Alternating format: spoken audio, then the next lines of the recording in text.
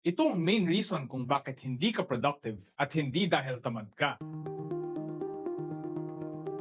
Isipin mo ito, kapag excited ka sa isang bagay, kahit puyat ka, kahit pagod ka, ganado ka pa rin gawin yun, di ba? Pero kapag ayaw mo, kahit buong araw ka pa nakaupo sa harap ng laptop mo, parang wala ka pa rin nagawa At hindi mo kasalanan yon. Based sa isang scientific study called Neuron, when a task is not exciting or meaningful, the brain lacks the necessary dopamine-driven push, leading to procrastination or resistance. In short, our brains naturally resist things that don't excite us. And this is the main reason why many, if not most of us, don't feel productive despite how hard they've been working. Pero ito ang tanong, kung hindi mo talaga gusto yung ginagawa mo ngayon, ano ba talaga ang gusto mong gawin? Baka kasi kaya hindi ka motivated dahil hindi mo pa sinasagot ang tanong na yon. Sabi nga ni Steve Jobs, the only way to do great work is to love what we do. Kaya wag na tayong maging hamster na parang kinulong lang sa isang paikot-ikot na gulong para tumakbo ng walang direksyon. Spend some time para kilalanin ang sarili mo. Alamin mo ang passion mo, ang mga bagay na mahalaga sa iyo, at most importantly, kung paano mo gustong mag-contribute sa mundo. Kasi kapag alam mo kung para saan at para kanino ka gumagalaw, hindi mo kailangan pilitin ng sarili mong maging productive. Yung energy and passion, it will just come naturally because productivity is not just about doing more. It's about doing what truly matters most.